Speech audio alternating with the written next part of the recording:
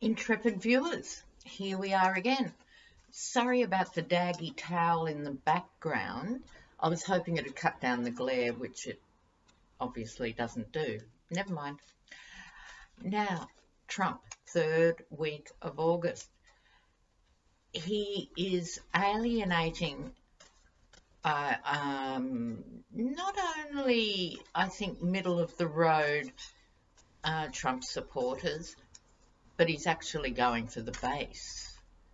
You know, fat shaming the guy he thought was a protester who turned out to be a supporter. His agricultural appointee who made tasteless jokes about whining farmers, two farmers, 61% of whom voted for this man. I mean, just shocking. What was the other thing? Oh, and the other GOP guy who mocked people having two jobs, saying, well, you just didn't take a job that pays enough. Like it's your fault, America. But appalling as all that was, you might have missed the fact you're actually rich. Every one of you. So Trump, I think it was in some sort of interview, said, and I quote, "Our consumers are rich. I gave a tremendous tax cut and they're loaded up with money." So perhaps you better check your bank balances. Something might have happened in the night. But this is making them seem so out of touch and hopefully making them all unelectable. Yeah. And then we had Ivanka going camping. Why is that so hysterical as an image? They obviously had a 3-hour photo shoot and went back to wherever they lived. Camping, Ivanka, with the mosquitoes. I doubt it so much. So I thought, it's ages since I've looked at Ivanka and her slumlording husband and her hideous brothers, and we might have a catch-up on them too. But first of all, I'm going to see how this week has played out for Trump in the Heartland. The other two things that have happened that are big, New Jersey, the water crisis in a particular place in New Jersey is big. And I've momentarily forgotten what the other thing was, but they're all equally huge. Oh, the Shell workers who were told unless they went to the Trump rally, they'd have their pay docked. And if they went, they couldn't protest in any way or interject or jeer or boo. This is the sort of hallmarks of a police state. It's shocking. So let's see what is happening. How's the Heartland responding to Trump? All right, I'm using the TOF deck.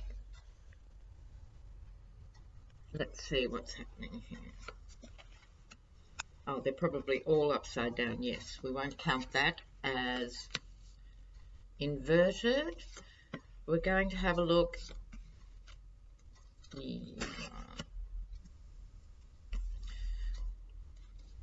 Sorry, one day I'll get back to a bigger table and you'll be able to see everything again, but I don't know when that will be. All right, so in the beginning, in the heart of the Heartland was the victory. They got their guy. This was the guy who was going to drain the swamp. This was the guy who knows what it feels like to be a working class American. Yeah, right. This is all of that. This is the victory card. Behind it was love. He absolutely generated a crazy kind of love from these people. They felt they were heard by this guy. Yeah. But underneath, now we get to the juicy bit. Underneath, what are they experiencing? The death card. So it's the death of a dream. I'm sorry about this arrangement, viewers. The death card can symbolize the death of a whole way of doing things and a rebirth. And God knows America needs a rebirth. So this card operates in the short term as they're seeing the death of their dreams. And in the long term, hopefully, it will lead to a rebirth, rethinking, and a whole other way of doing life. On top, what are they feeling? Disappointment.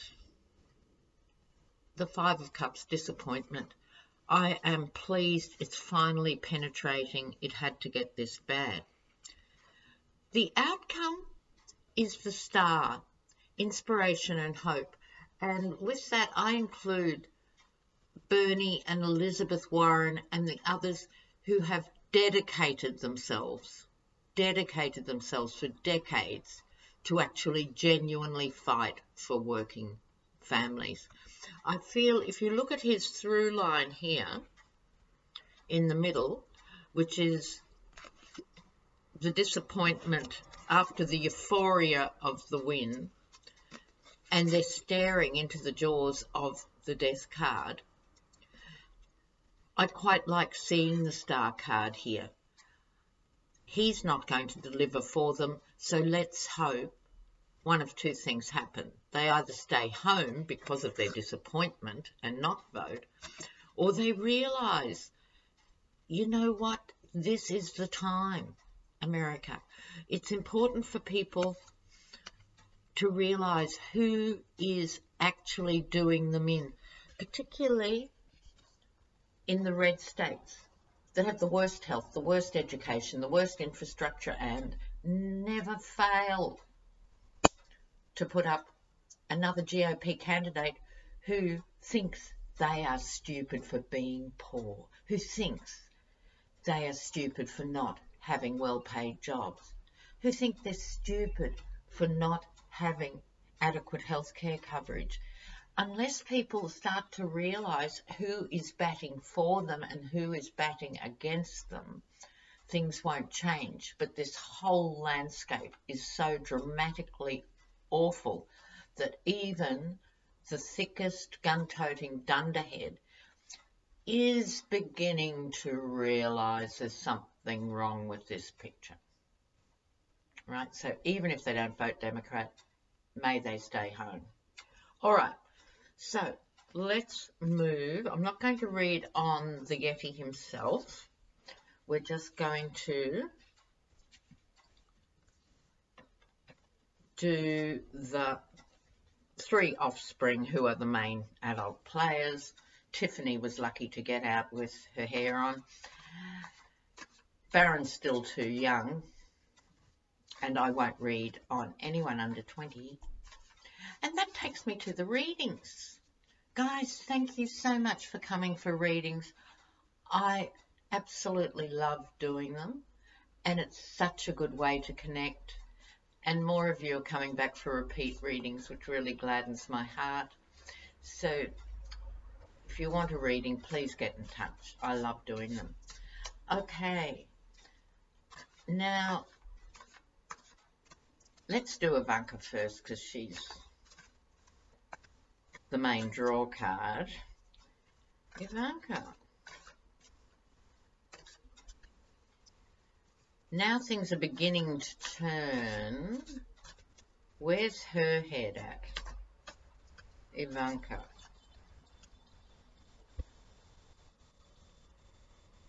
Ivanka. Oh, yeah.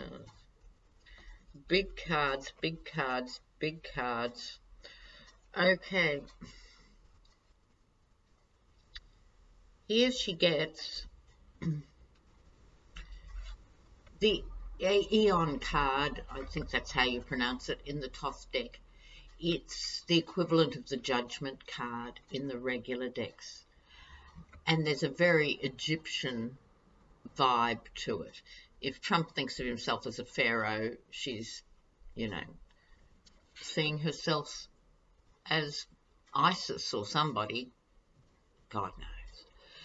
But this is her as the high priestess, She has got hidden agendas. That is the nature of the High Priestess. So if you look at these together, both with heavy Egyptian imagery, I think that the family generally, the more extended family, is looking to her for leadership now.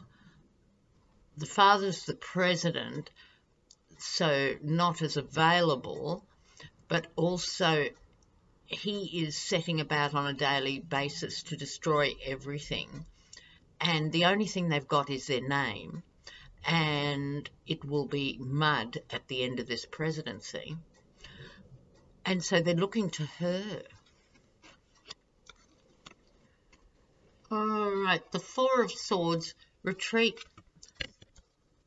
That might be the camping holiday. She works so hard. She works so hard. She's got 3 kids and she's only got, you know, paid staff or whatever. I hope she pays them. Yeah. But in the Thoth deck, it's truth. And I think she's made a truce with her brothers. Outcome. Failure. Failure. So she won't be able to save the family fortune. I'm going to have a quick look at the brothers, but maybe I should have a quick look at Jared on his own first. The slumlord of Baltimore and I suspect New Jersey too. And we are talking thousands of properties. We're not talking 2 small blocks of flats for investment purposes. We're talking serious tracts of the city type slumlording.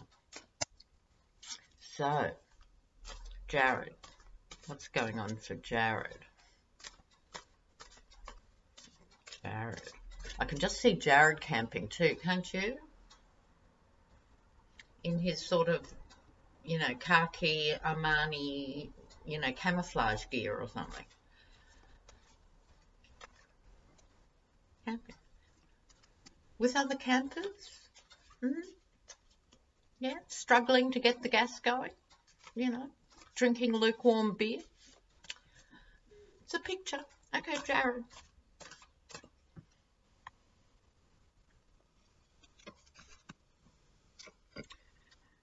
Oh, speaking of slumlording, ooh.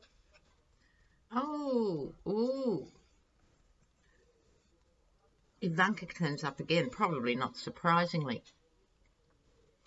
Now, there's a magician element to this card. It isn't the magician card, but very magical element to this in the Thoth deck.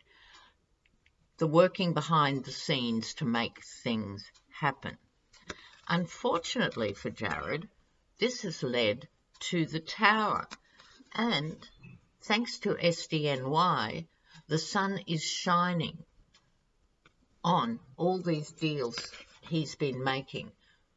So if you see this pouring one cup into the other, it's like this is keeping ahead of the debts, getting more gigantic loans from Deutsche Bank, from the Middle East, from wherever he can get them. And you know what? The merry-go-rounds just crashed. So this will play out because the sun is going to set a glaring light on this. This will also be not good news for Ivanka. She gets this card whenever I do a Thoth reading that involves her. The tiger's tail is wrapped around the neck of the ascending female figure, this figure that was going up into the heavens with stardom and had everything going for her and so forth. But the tiger's pulling it back. And given that her brothers shoot animals under threat of extinction, no doubt sedated to make it easy for them, and someone has put online Don Jr. holding a knife and an elephant's tail. How symbolic. But the hunting of endangered species, as opposed to hunting for food and fur, or for any other reason, please don't write to me on the ethics of hunting. I am making a separate point here. The tiger's going to bring her undone. So her brothers are going to get caught up in this. There is no doubt. Along with young Jared. So let's have a look at the brothers. I'm a bit curious about them. I feel the whole family is on tenterhooks and they're all looking to Ivanka. So I'm going to read the brothers together because they're actually not even worth separate readings. So Don Jr. and Eric. Now that things are falling apart in the presidency,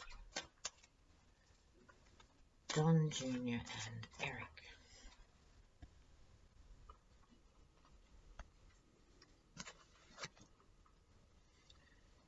Ooh, Ace of Discs, the money card, Prince of Discs, the Lovers, making a deal, Victory in the short, and Prince of Wands. Well, their cards as such aren't too bad. So, here's what I think.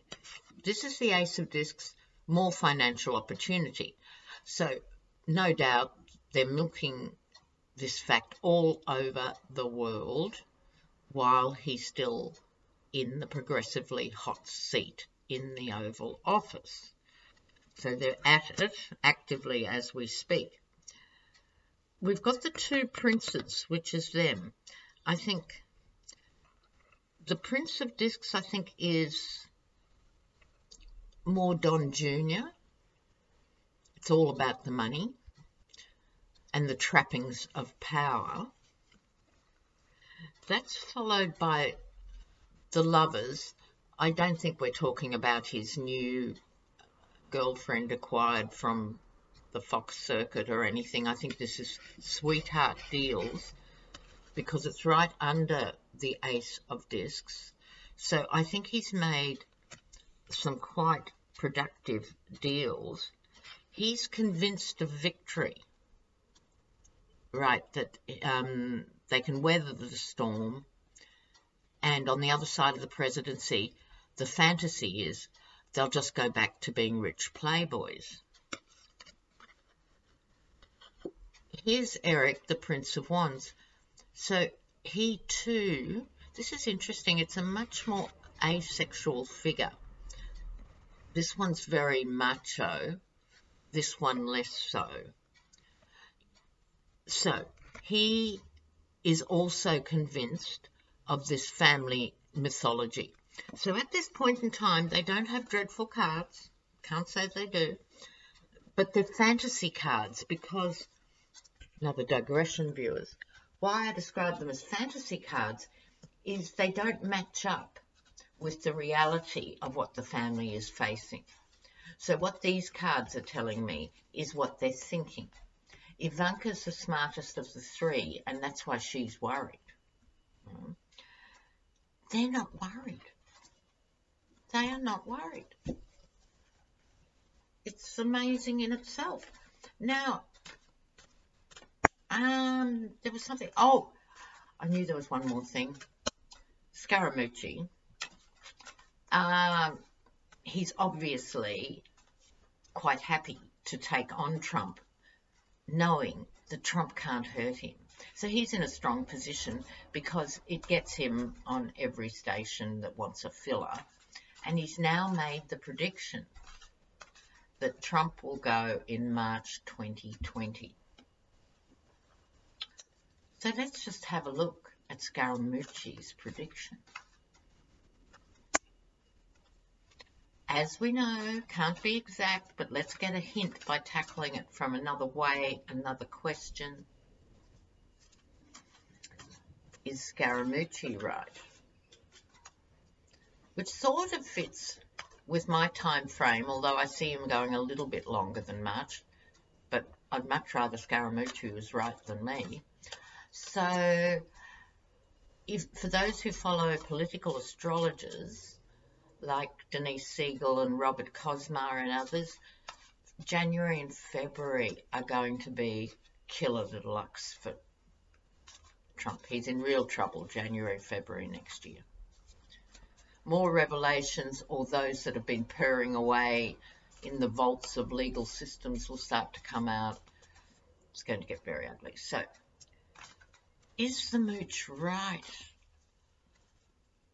about Trump and March 2020? Is the mooch right?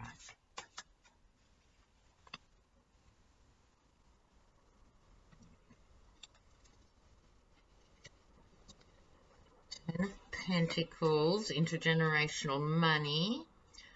Seven of Swords, fertility. The card of disappointment. And the Three of Wands, commerce and trade over the waters, waiting for a ship to come in. And the Princess of Swords. I'm going to need some clarifiers, viewers. All right, let me tell you what I make of this particular layout. On top, the Ten of Pentacles, family money. Followed by futility. That would be of trying to protect the family money. Disappointment, because by then it would be obvious that the money is going to be challenged and most likely taken off all of them. This is the Three of Wands, or waiting for your ship to come in some decks, but commerce and trade over the water are what's going to bring him undone.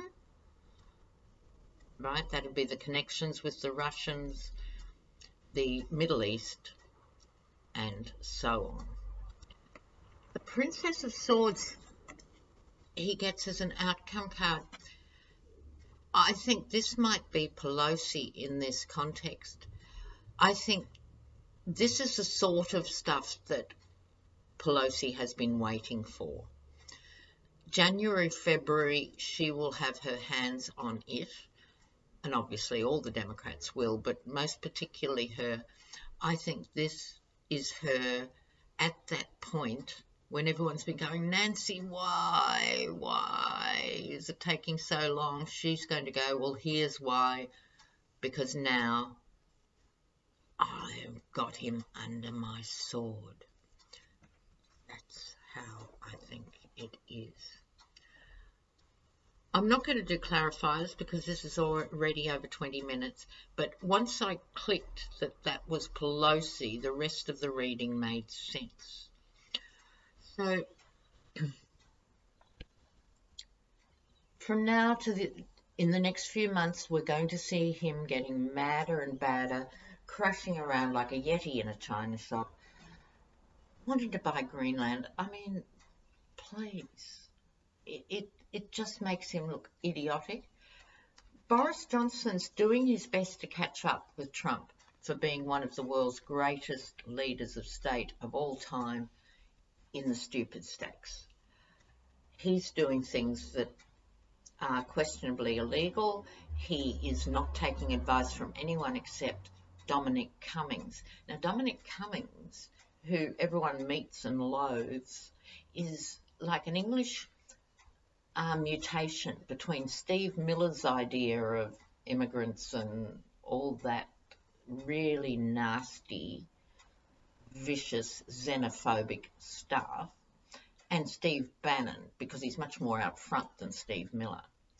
So if you imagine a combination of them, you have Boris Johnson's right-hand man, Dominic Cummings. They don't care that they're going to push the country off the ledge. They really don't care. So we live in fascinating times, do we not, viewers? Now, I know sometimes it might feel scary, but don't worry. It has to act out, unfold to bring people on board for true and lasting change.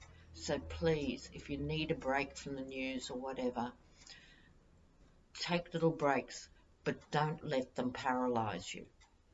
Look after yourself. Look after people close to you. Be nice. Make kindness evolve. Take care. Bye for now.